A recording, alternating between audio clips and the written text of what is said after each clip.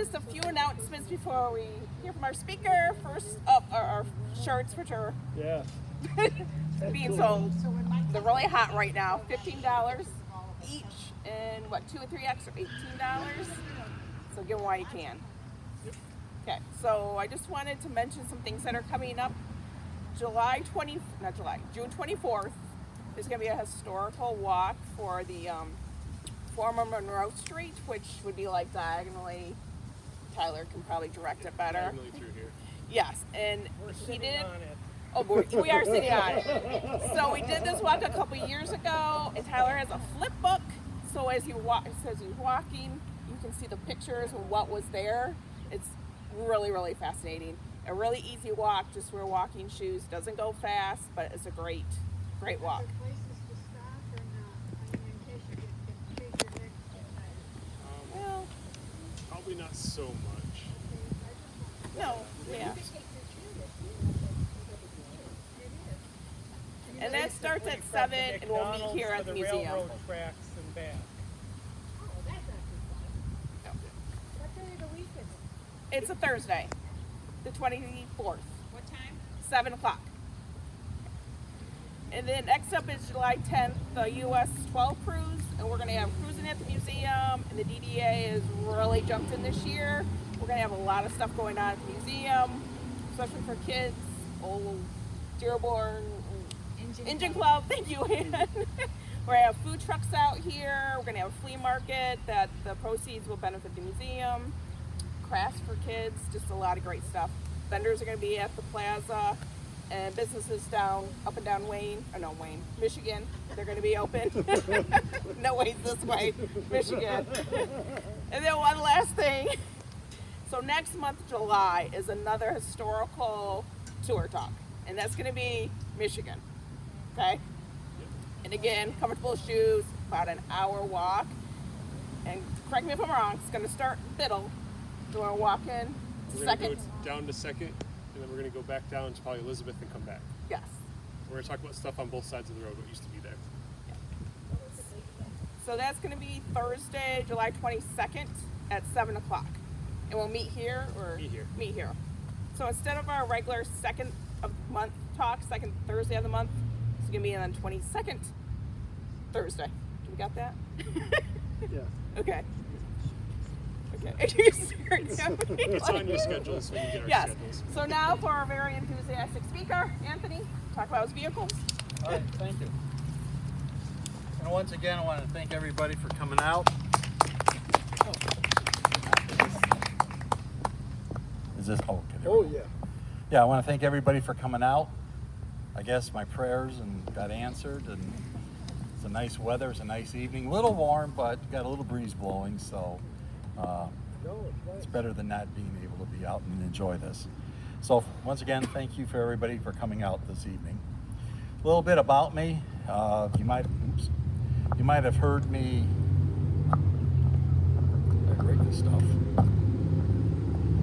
You know what? I'm just going to hold it. You might have heard me give a presentation here before, so indulge me. If not, I'll just tell you a little bit about me while I'm standing up here.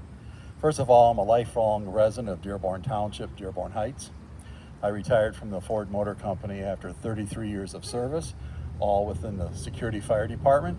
I was a third-generation Ford employee. I have an associate's degree in security, and I have a Bachelor of Arts degree in industrial and institutional security with a minor in law enforcement. I'm a group leader for the Dearborn Heights Community Emergency Response Team. I'm the event coordinator for the Ferndale Emergency Vehicle Show. Now, before I start my program, I want to promote this. This event is associated with just a small little activity that's up and coming.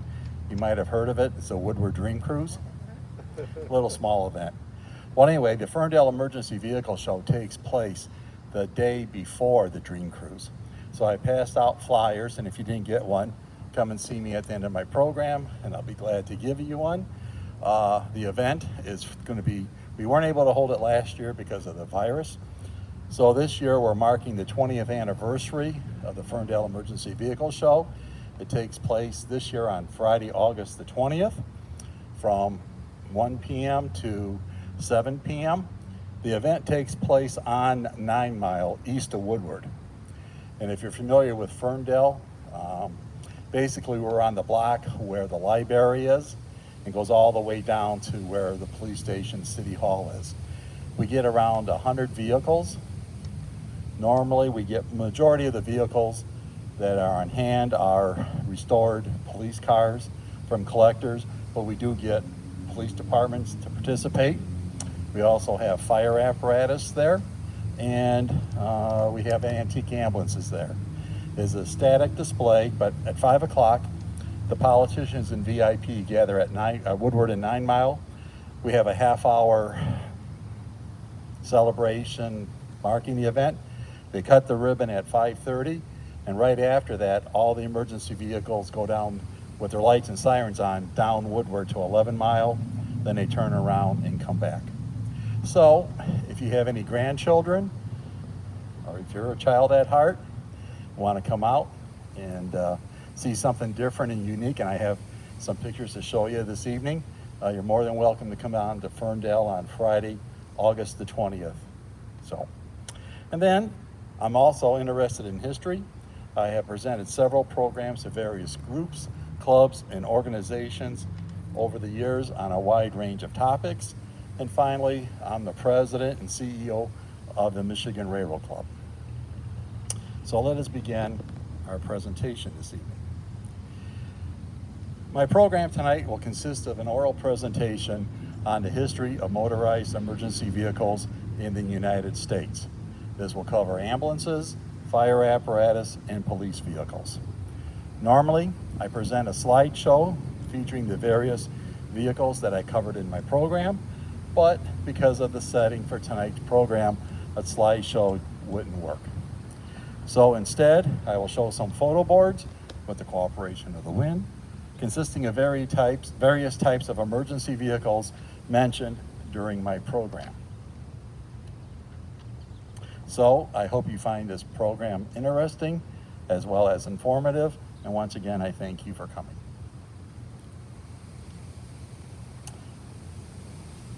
I was prepared in case we went inside, so I had to turn this page over.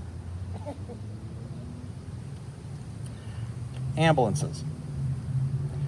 The first motorized ambulance, which was allegedly powered, appeared in February 1899 in Chicago. The ambulance was purchased by prominent businessmen who donated the ambulance to the former Michael Reese Hospital, which was also located in Chicago. The first mass production-based ambulance was produced in the United States by the James Cunningham Son and Company, located in Rochester, New York in 1909. From the 1920s till the 1970s, ambulance, for the most part, was provided by private ambulance companies, funeral homes, police departments, and believe it or not, back in the day, fire departments really didn't run ambulance service, in some rare cases only. For the most part, no formal training was required of ambulance personnel.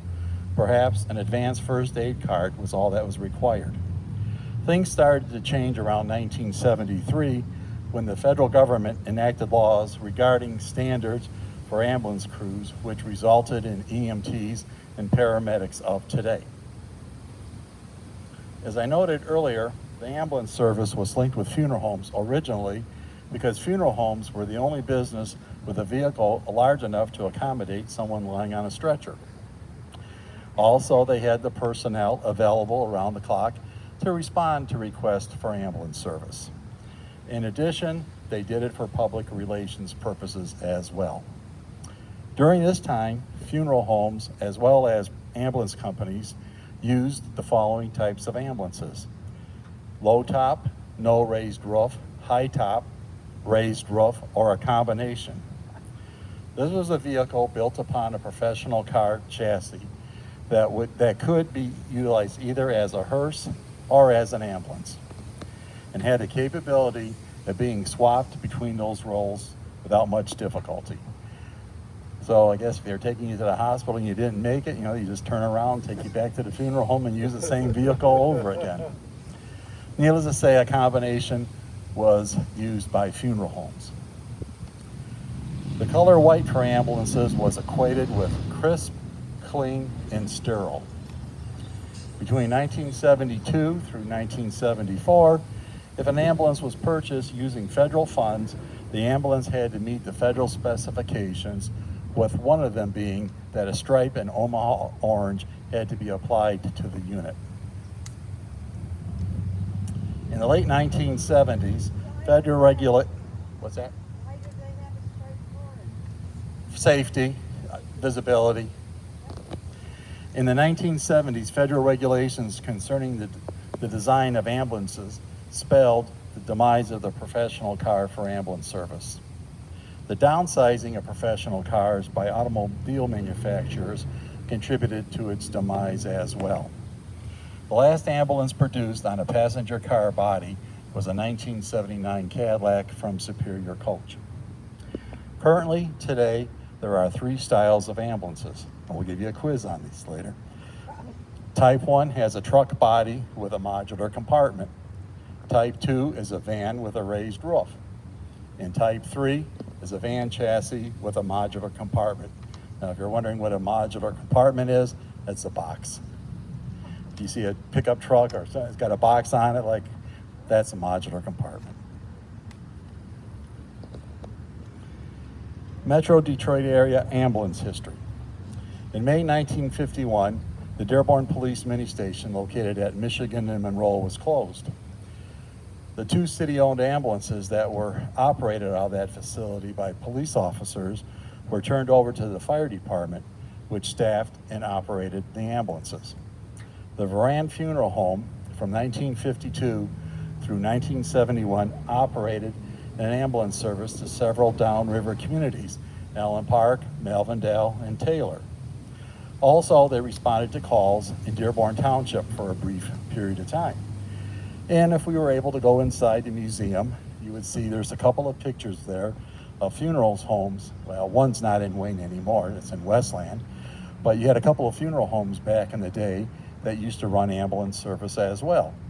I know Ute was one of them, and the other name, Lent? Okay, those were the 2 here in Wayne that operated an ambulance service as well. The main reason for starting the service, that is the Varan service, was due to the fact that there was not an ambulance service in Allen Park, where their first funeral home was and is still located today. Back in the early 1960s, an ambulance ride via Varan would run you between $10 to $50. By the late 1960s, early 1970s, the cost of the service ranged from $25 to $75.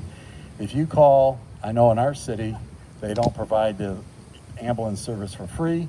You have to pay, and it's around $900 to $1,000 for them to come take you to the hospital. So it's not a cheap, but if you need it, hey, it's there. In 1971, Varan got out of the ambulance business. Some of the reasons were another ambulance company service started to take business away from them. Also, the federal government started requiring more training for ambulance crews. And that was the case with a lot of the funeral homes that ran ambulance service, was that when they were demanding more training and stuff, they just said, hey, this isn't for us. You know, it's time to turn it over to somebody else. Yes, I don't know if you want to interrupt or not. I just have a question. go ahead. My nephew works for an ambulance service and he's also a firefighter. He said there are different levels of training for the titles. Right. You know those? Well, I'm not an expert. There's like medical first responders. I think that might be the lower end. Then you have different grades of EMTs. And then the top of the line, if you will, are paramedics. That would be the mostly highly trained group of people that are on ambulances today. Okay, you're welcome. The Quirfield Funeral Home, located in Dearborn, purchased its last ambulance in 1955. The unit was a 1955 model Eureka Cadillac Chieftain ambulance with hydromatic transmission and power steering.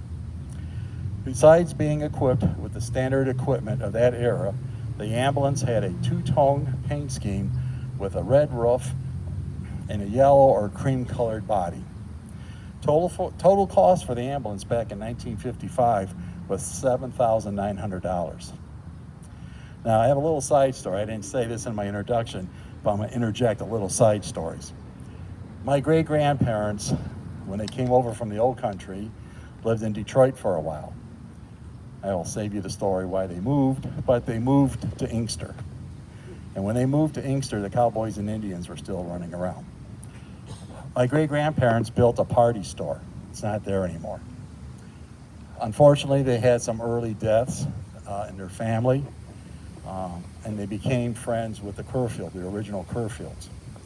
As I mentioned, they ran an ambulance service. When I was a little kid, I spent a lot of time, because my uncle wasn't married then, I would spend a lot of time at the store, hanging out there. And well, one night, I guess my grandmother decided to have a gallbladder attack or something. And they called Kerfield to come to take her to the hospital. Well, you know, all the commotion and stuff. I remember looking out, and so I can remember the color of the ambulance, you know, all the commotion and lights and all that other stuff. Okay. Well, anyway, whenever my parents, grandparents, great-grandparents, they were still alive then, would go to Kerfield to view somebody, it wasn't just going for viewing. It would come on in the back office, let's have some coffee, have some cake, let's discuss things. So somehow we got it was my great-grandmother, my grandmother, my mother, and an aunt and I. Went on a tour. Ended up in the garage, where their funeral home now is there on Oakwood. They had the ambulance in the garage. And I said, hey, you know, is this the ambulance that took my grandmother to the hospital? Yes, it is. Well, like any inquisitive little boy, of course, you know, hey, can I turn the light on? Yeah, you can turn the light on. Does this thing, now, I should back up. I'm over here at the far end of the garage. They're all over here, so they don't know what I'm doing. I goes, does this thing have a siren? And he goes, yeah. I goes, can I turn the siren on? He goes, okay. So I turned the siren on, and I think all 3 or 4 of them, whatever it was, I think they all had an accident. I know I got hollered at, and I was told, don't ever do that again. I had fun, I enjoyed it. Prior to 1961, the Detroit Police Department would answer a request for ambulance service, except for heart attacks, which those were handled by the fire department, by responding with what they called an auto patrol or a paddy wagon, which each precinct had. Before I give you the history, how do you think paddy wagons got their name? Irish. Irish? Irish and drinking, right? That's a misconception. That's what a lot of people think. You know, they might have got arrested a lot and put in one, but actually, I'm going to provide you a little history about them. Back in the day, prisoners were transported to jail in horse-drawn covered wagons known as paddy wagons. The term referred to the padding on the walls and the floors of the wagon to prevent the prisoners from injuring themselves. The term carried over to when motorized vehicles started to be utilized for this purpose. I've only seen, and I've never been in one, I've seen a few of them. I ain't seen no padding. Back in the day, though, I guess. Police responding to calls for medical emergencies utilizing a paddy wagon was not all that uncommon. This practice also took place in other cities such as Cleveland and Toledo, Ohio, just to name a few. Now, in Chicago, they call paddy wagons squaddles or squirtles or something like that. They don't take you to the hospital, but in Chicago, what they do, they utilize them for is 2 purposes. One's to pick up prisoners, and what do you think the second one is? Psych patients. What's that? Psych patients. No. When they pick you up, you ain't moving. They remove dead bodies. And a few years ago, they tried to get the police department out of the business of that, and I don't know if they turned it over to another agency, I can't remember, a private contractor, and it didn't work. So the police department went back with their trucks, picking up prisoners and deceased people.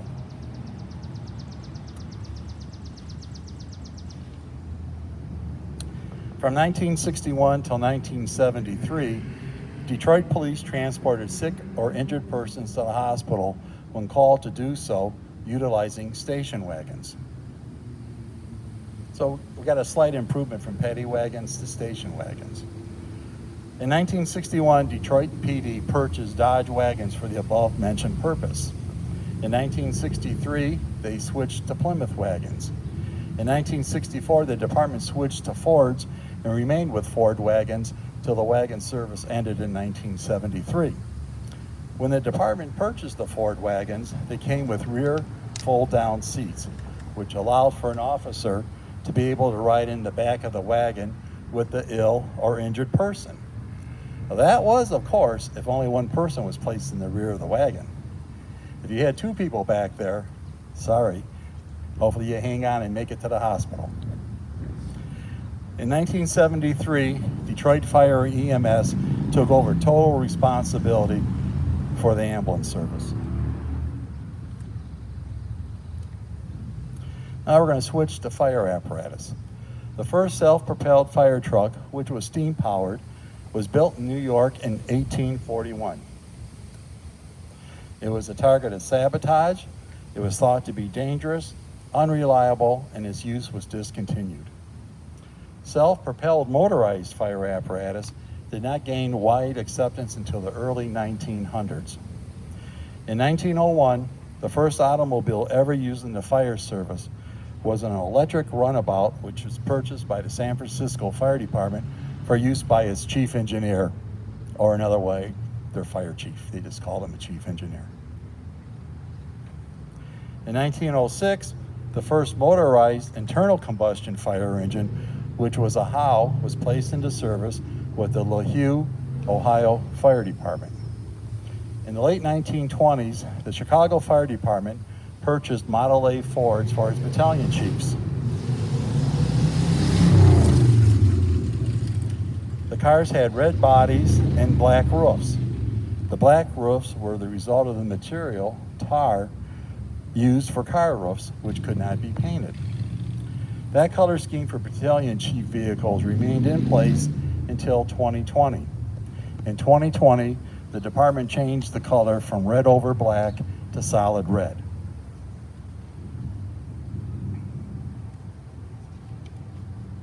Chicago frontline fire apparatus are still painted in the black over red paint scheme. Now, a little side note, for years and years and years, and did I say years, Chicago was really the only department to have the black over red paint scheme. I think maybe one other department out west might have had it, but it was very rare. However, you know, I guess copying something is a form of flattery. Within recent years, a lot of fire departments across the country have gone to the red or black over red. And some of those are here in the metro area, if you've noticed. Some of those departments around here are Dearborn, Garden City, Inkster, and Redford Township. I've gone to black over red apparatus. Also, do we know why red was used originally for fire engines? I'm glad you asked. I'll tell you. Red was the most expensive color of paint, and volunteers back in the day, most fire departments were made up of volunteers, and believe it or not, even in this day, 2021, most fire departments are made up of volunteers, not paid firefighters. But anyway, the color of red, the paint red, was very expensive, and volunteers used it to mark their trucks as a source of pride. Now, I can attest to that because I bought my wife a 2013 Ford Fusion. She loves red. Red's okay, but blue's better.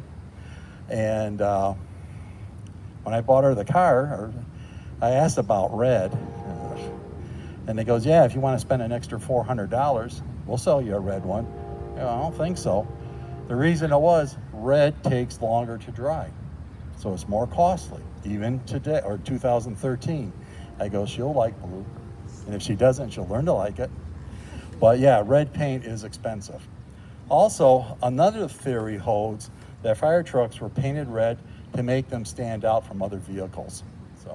But a side note, all fire trucks aren't red. If you go to the East Coast, you'll get purple, green, blue, black. Yeah, they got all kinds of colors, and you'll see one today. They have all different colors of trucks out there. Anyway, we'll be getting back to Chicago. Since the 1930s, Chicago fire apparatus have utilized a green light on the right front along with red lights.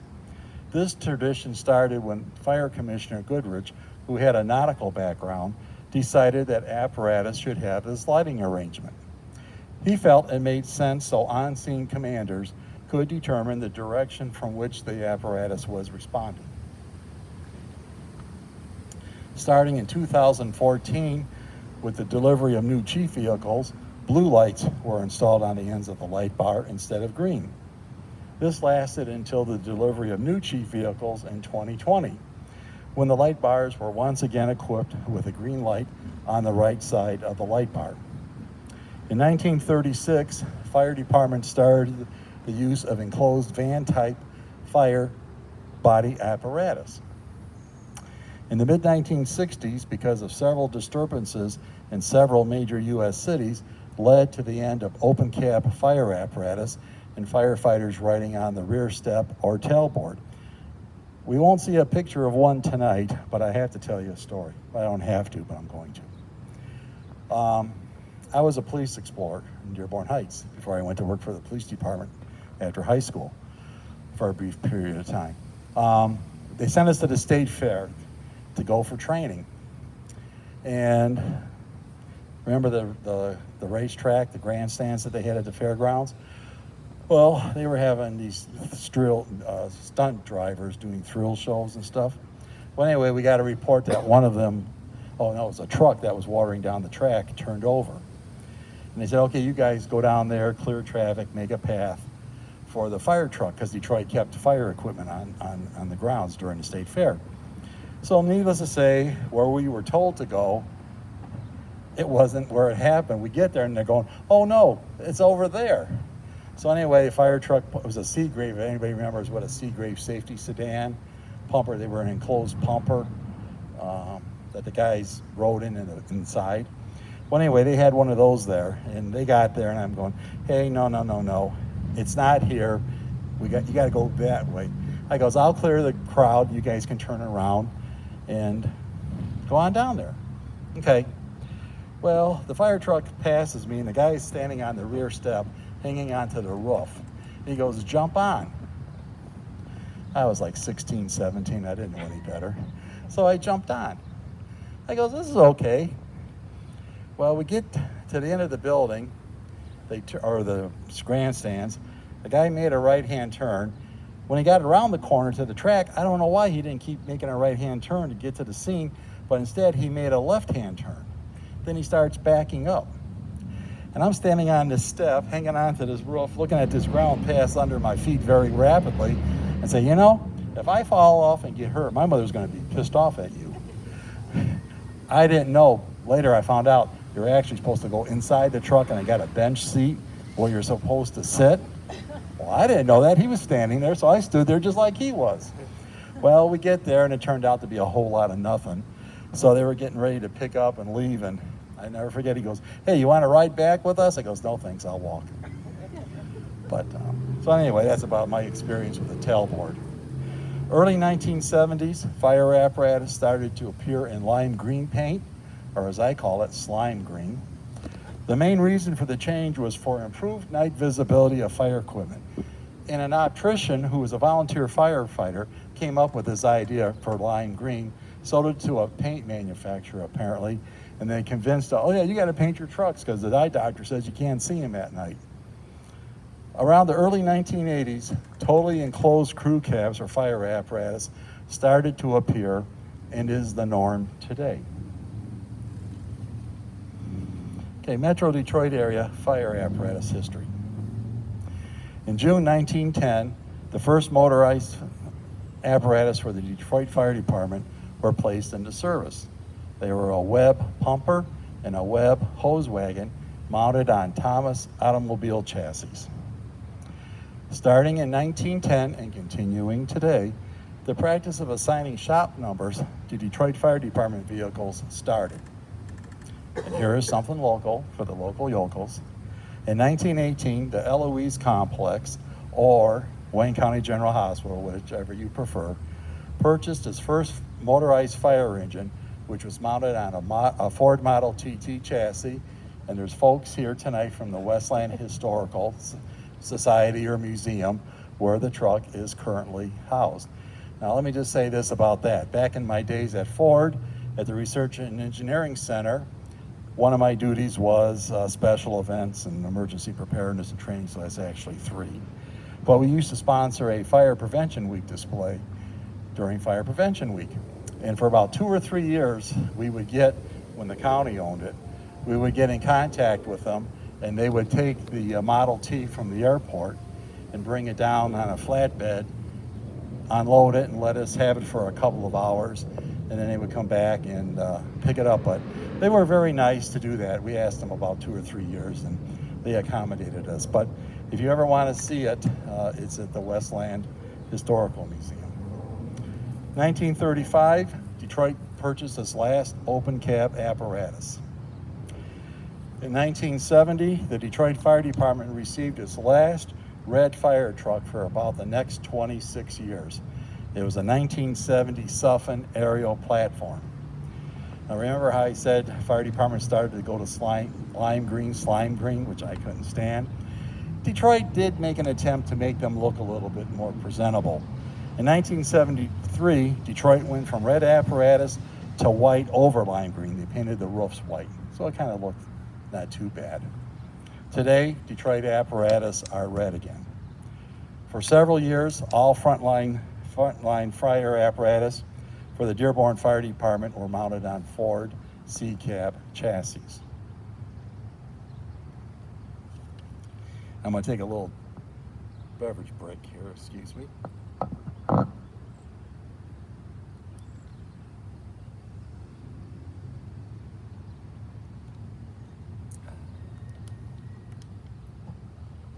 Now we're going to talk about police vehicles.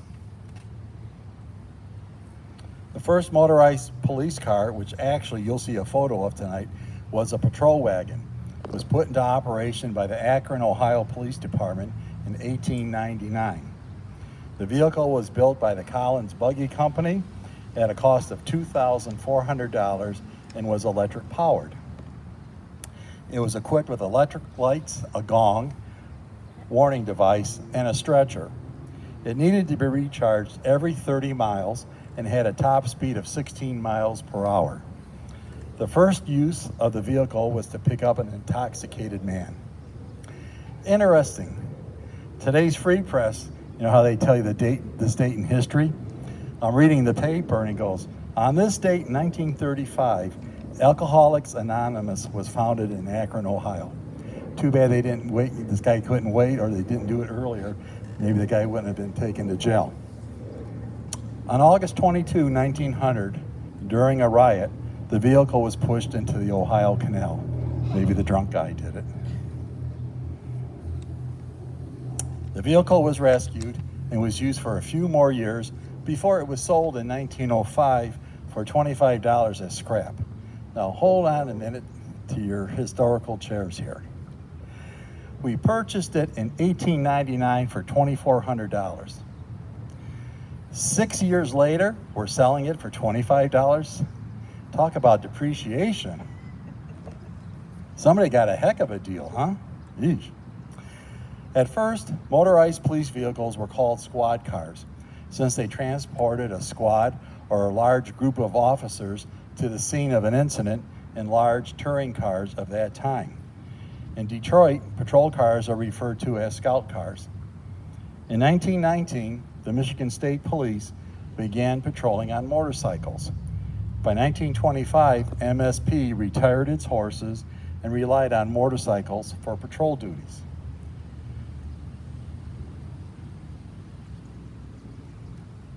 During the 1920s through the 1940s, police departments purchased retail, then modified their vehicles for police use.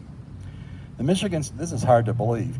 The Michigan State Police did not receive their first department-issued patrol cars until 1929. They were Ford Model A's. Prior to that, the department used vehicles that were confiscated from bootleggers and rum runners. And believe it or not, Wayne here, you guys actually didn't start using police cars on a regular basis until 1940. Prior to that, used motorcycles. And the first car that they purchased in 1940, and not saying every year after, but the first car that they actually kind of got in 1940 was a Ford. So there's a little fact of information for you there. In 1930s, Ford cars became popular among police departments as their cars were more powerful and reasonably priced compared to Chevrolet and Dodge models of that time. The first police package for police cars was first offered by the Ford Motor Company in 1950, Chevrolet in 1955, and Dodge in 1956. In 2003, Carbons Motor Corporation was founded by a former police officer and a former Ford Motor Company executive in Connersville, Indiana. The objective of the corporation was to produce the first all-purpose built police car ever made, known as the E7. The vehicle was only to be made available to law enforcement agencies to purchase. A prototype was built in 2008 and was expected to be in production. In 2012, Carbon Motors proposed that when a department wanted to dispose of an E7, it would be sold to another law enforcement agency or returned to the factory to be parted out. Because of a dispute with the Department of Energy over loans, the corporation filed for bankruptcy and stopped operations in 2013. The prototype was auctioned off in 2014 to help pay debts and was purchased by a private collector for $74,000. That's nice, but the only thing is, the vehicle didn't have a vehicle identification number, so it wasn't street legal. You can buy it, but you can't drive it. On September 11, 2015, the mayor of Los Angeles announced a commitment to lease 160 pure battery police vehicles, which will give LA the largest electric fleet in the nation. In April 2017, Ford Motor Company, which sells more police cars in the United States than any other automaker, announced it would offer a police pursuit version of the hybrid Ford Fusion midsize sedan. Say that 3 times real fast. On March 1, 2019, Ford announced that it would stop production of the Ford Taurus, which was used by several law enforcement agencies as a patrol vehicle after production of the Ford Crown Victoria, aka Police Interceptor, was stopped in 2011. And I know in Wayne, you still have some Ford Tauruses floating around. When it comes to police vehicles, Ford is now focusing on SUVs and pickup trucks for its law enforcement customers.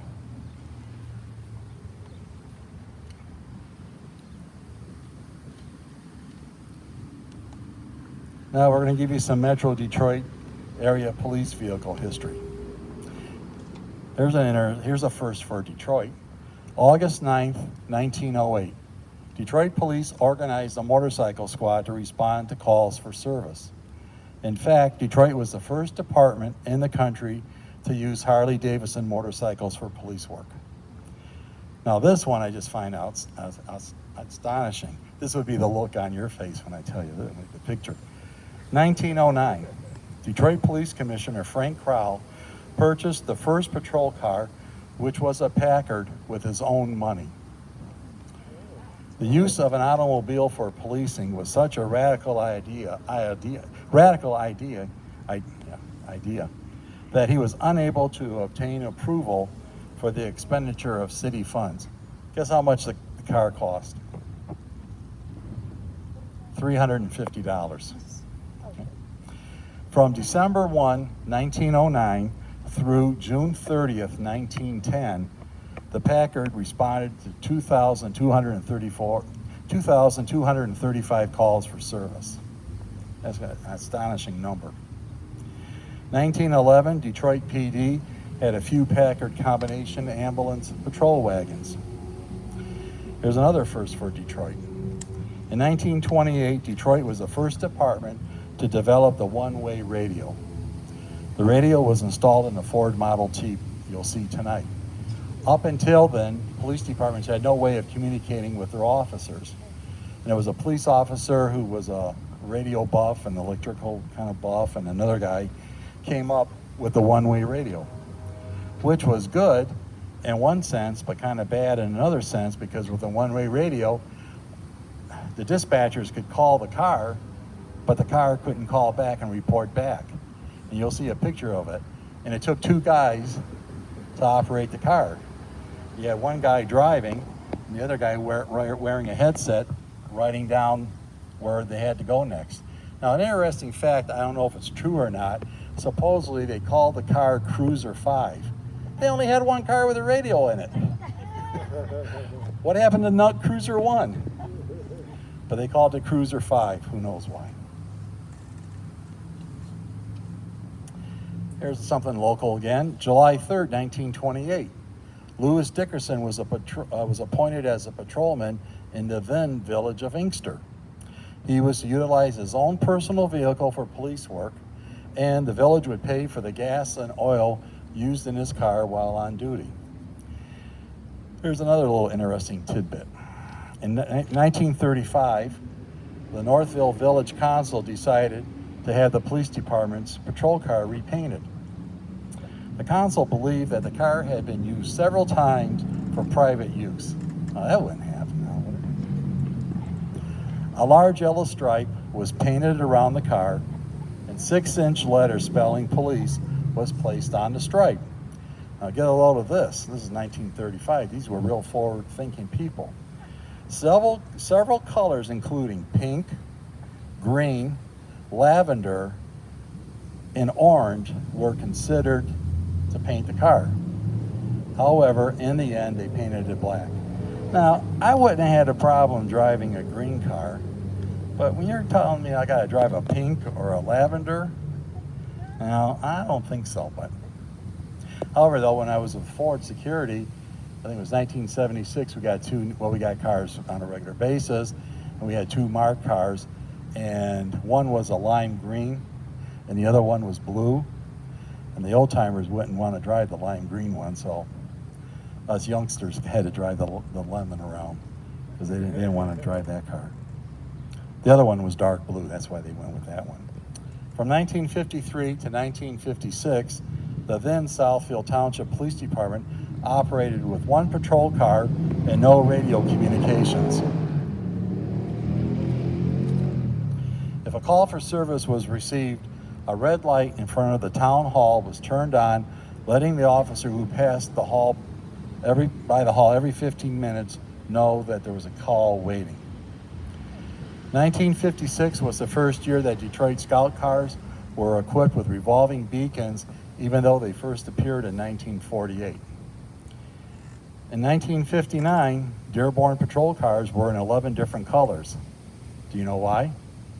And I don't want to be called a sexist or anything like that, but you guys remember Mayor Hubbard? He appointed and no offense against ladies, I like ladies, he appointed a female as a public safety director. She thought it would be nice to have a variety of colors. They would look nice. They were called the Easter egg fleet. So they had pink or orange or fuchsia, yellow, green. They had the rainbow of colors, but yeah, they came in 11 different colors. In the early 1970s, the Dearborn Heights Police Department was the first department in the country to have computers in their patrol cars. In 1981, Ford Motor Company leased 25 Lincoln Town cars to the Dearborn Police Department for $1 a piece as part of Ford's airbag safety testing program, and you'll see one of those cars tonight. We're almost done, so hang in there. Emergency warning devices. Now let us take a moment to look back at the development of emergency warning devices that were utilized by ambulances, fire apparatus, and police cars. Emergency lighting. Buckeye rotor rays were manufactured by the Buckeye Iron and Brass Works of Dayton, Ohio in 1939. Basically, they were 3 lights mounted on a pole for the most part and when rotated in a circle pattern. They were primarily used on fire apparatus. In the 1930s, red lights were mounted on the roofs of emergency vehicles.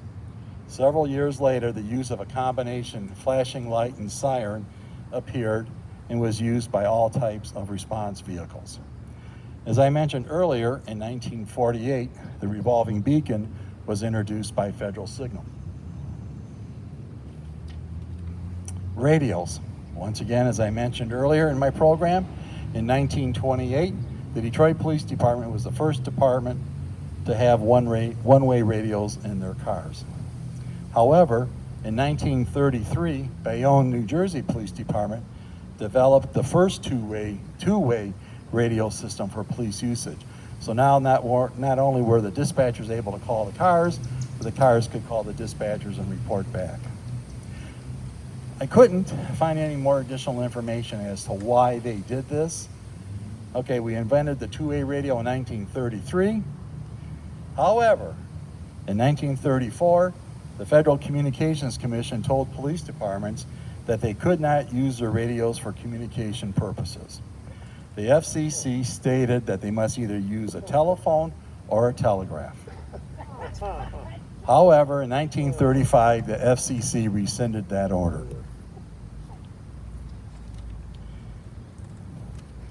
Sirens. Bells and gongs were originally the method used for notifying pedestrians in vehicles of the pending approach of an emergency vehicle. Exhaust whistle. An exhaust whistle was fitted to a vehicle's exhaust pipe and functioned like a steam whistle.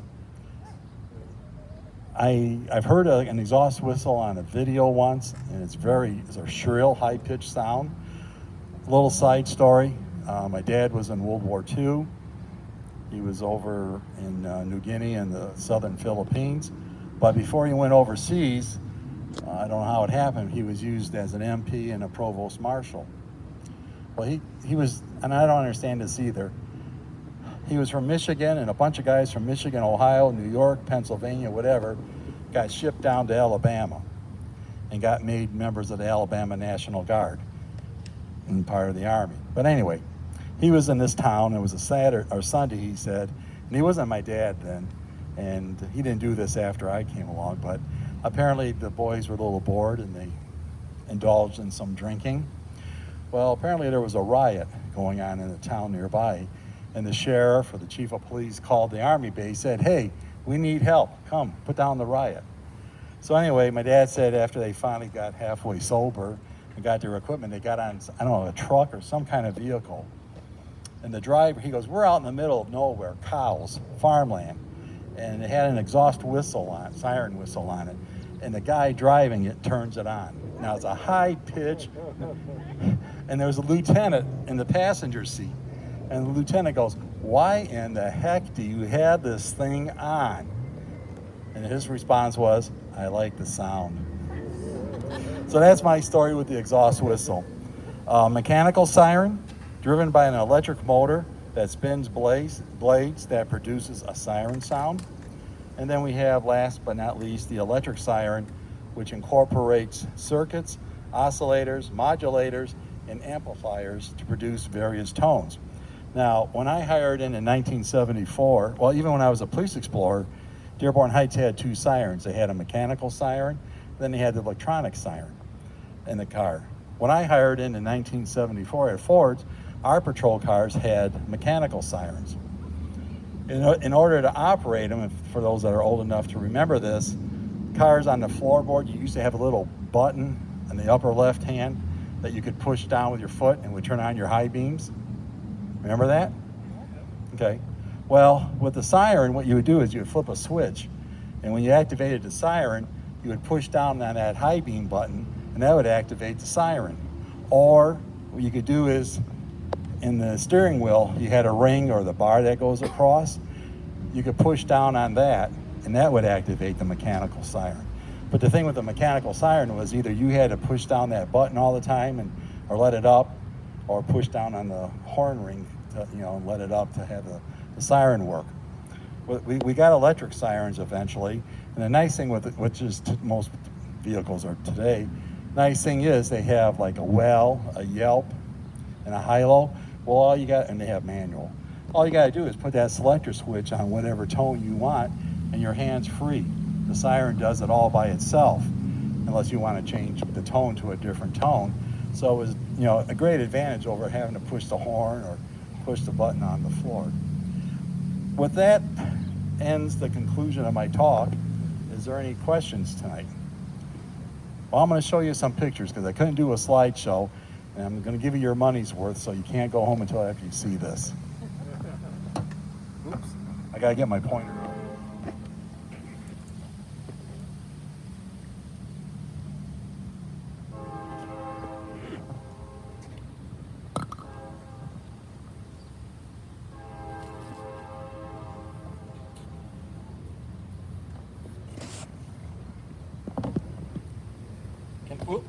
Can everybody see this? Okay. What we have here are, what present day ambulances look like. And I could have put some photos up here of modern day, but I goes, no, I don't want to do that. I want them to see stuff how it was back in the day, then they can appreciate we can appreciate what we have today. Starting off here, this is a 1947 Mercury.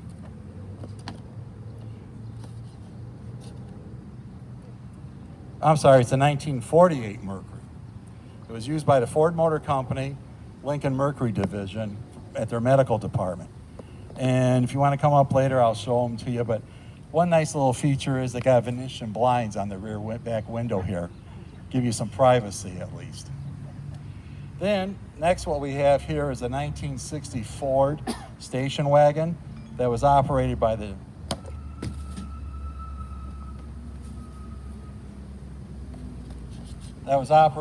Dearborn Township Fire Department, Dearborn Heights today. But you can see, we talked about police departments utilizing station wagons. Thank you, Tyler. Utilizing station wagons. There's not much work headroom here if you had to do CPR or anything like that back in the day. Then we talked about police departments using paddy wagons to transport prisoners and also be utilizing for ambulances. Well, this is a 1964 GMC panel truck, which was from the Cleveland, Ohio Police Department, that was used for that purpose. Not only did it take prisoners to jail, but it would take you to the hospital if need be. And then we have a 1967, this is an example of a low-top ambulance. This was owned by Superior Ambulance. You'll see their ambulances floating by here. So there's a view of some ambulances. Fire trucks. Easier. All right, now we're going to move to fire apparatus. Going for some local history here. This is a 1932 American LaFrance. This truck was originally Eloise. They had the 1918, then in 32 they bought American LaFrance ladder. They brought an American LaFrance pumper. Kept those till 66 when they bought a Mack pumper and a Seagrave ladder truck. Anyway, story goes, when Eloise got rid of the truck, a painter, sign painter in Taylor bought it. Wasn't keeping his property up. Taylor was going to cite him. Hey, you want a fire truck? All right, we won't give you a ticket, but cut your grass anyway. Taylor had it, fixed it up, bought a ladder truck, didn't have any room for it. Someone in Dearborn, because it's stenciled for Dearborn Fire Department when this photo was taken, somebody convinced somebody in Dearborn that this was a Dearborn truck. Never was. The gentleman who took care of this truck, that treated it like his baby, passed away. When he passed away, you know what happened. So the truck went back to Taylor. Taylor couldn't handle it. They were going to give it to Wayne County Community College, their fire school program. Couldn't fit it in. Then they were going to give it to the Michigan Firehouse Museum in Ypsilanti. Couldn't fit in. So today, the truck is in Bay City, Michigan at a fire museum. The truck supposedly never had a siren on it, but if you see, and the gentleman, because make a long story short, I found out they had the truck. I worked at the Rouge then. I got off work. This was like in November, because you can see there's no leaves on the tree. The guy was nice enough to bring the truck out. He goes, "You want to take a spin around the building?" What do you think I said? And then he was telling me, he goes, "Yeah, it didn't have a siren," but he goes, "We put the siren on it, and supposedly it came from Mayor Hubbard's car. So, all right, we have a 1930s open cab apparatus. This truck originally was used at the Research and Engineering Center where I hired in. It was used for the Ford Airport back in the day. When this photo was taken, the truck was shipped to Arizona to the proving grounds. And for whatever reason, they put a little trailer on the back end. But this was a pumper with a front-mounted pump, and it was a chemical unit as well. And I think in 55, 57, they bought a new fire truck for R&E, and then they sent that one to Arizona. A little bit more modern era, if you will. This building is no longer there. This is in the south end of the Heights. This would be a telegraph in Hanover. If you went there today, you would see a phone tower. But it used to be a fire station there. Had a 1969 Mack pumper. After they got rid of the station wagons, they went to a Chevrolet panel truck for the rescue or ambulance. Then you had a pickup truck, and then the 1950s era Ford big job pumper. Back then we had regular firefighters, but we also had volunteer firefighters, and the volunteers would go out in that truck. Now, as I told you, all fire trucks aren't red. We got a black fire truck. This is a 1999 Freightliner National Foam utilized at the Marathon Oil refinery in Detroit. And the story on this is, when the guy ordered the truck, the guy liked black. So he ordered the truck black. So that's why the fire truck was painted black. Okay, we're gonna have the next one. What year was that? 1999. Okay, we're going to take a look at some police vehicles. This is the very first police car. This is the 1899 Collins buggy. And you can see they got the headlight, the gong that we mentioned about. Had to be recharged every 30 miles and go 16 miles an hour. Here we have a 1928 Ford Model T. This was the first radio-equipped patrol car in Detroit. You can see that it took two guys, because here's they don't have the driver here, but you would have the driver, but then you got the guy operating the radio or listening for the calls to come in. But look, he's not, I know of the gentleman. He's a retired Detroit police officer. He's quite a collector, and he has this apparatus or device in his personal collection that was used on this car. I threw this in here. This is a 1950s Ford from the Ferndale, Michigan Police Department. You can see it was used for a traffic safety program, which I think today they need to be brought back with all these crazy drivers driving 600 miles an hour.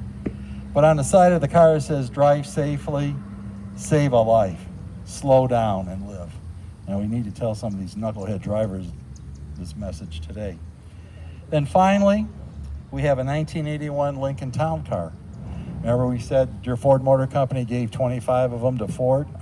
Ford gave 25 to Dearborn for $1 a piece. Well, here's one of the cars parked in front of the Henry Ford Centennial Library. A couple of things about this picture is, number one, the car is gone, and number two, that fountain is gone. That's where the war memorial is now, in front of the library. I got a couple other boards too. Then I'm going to show you, if you can see these, here's some example of some other, these are cars that have come to Ferndale, because I do a program on the history of the Ferndale Emergency Vehicle Show. This is a 1969 Oldsmobile ambulance high top.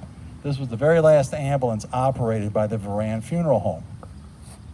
A little story on that is, they stopped the ambulance service in '71, put the ambulance in the garage, and it sat there. Her dad decided within the last 5 or so years that he was going to get rid of it. And she's also a funeral director, his daughter, and she went, no way. She goes, I want it.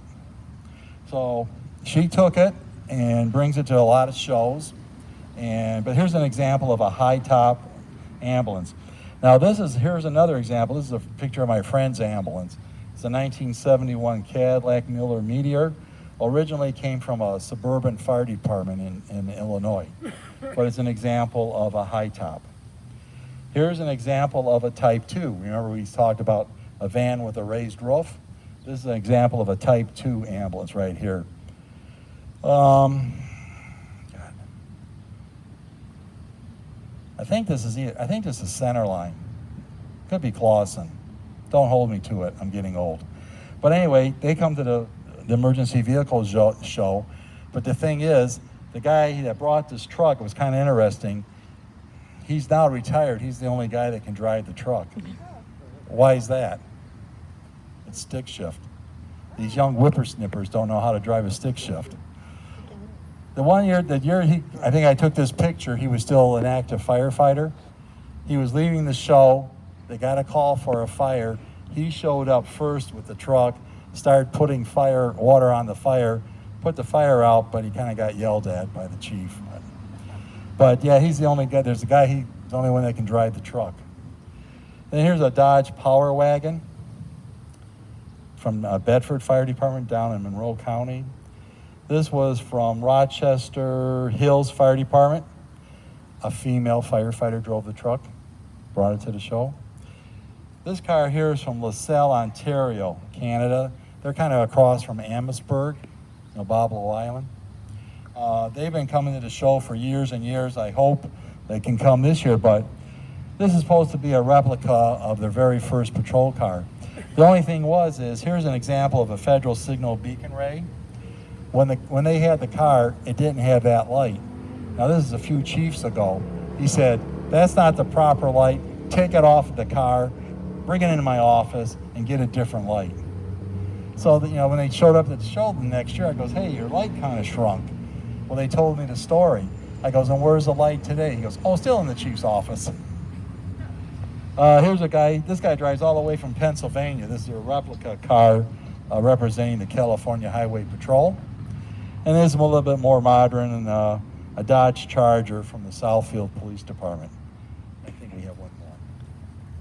And the last but not least, when it comes to the photo boards, I gave you a flyer. If you didn't get a flyer, come and see me. I'll give you one. This is from the Ferndale Emergency Vehicle Show. You can't do this anymore. For several years, Dearborn, Ferndale got a new ladder truck. And this is 2 chiefs ago.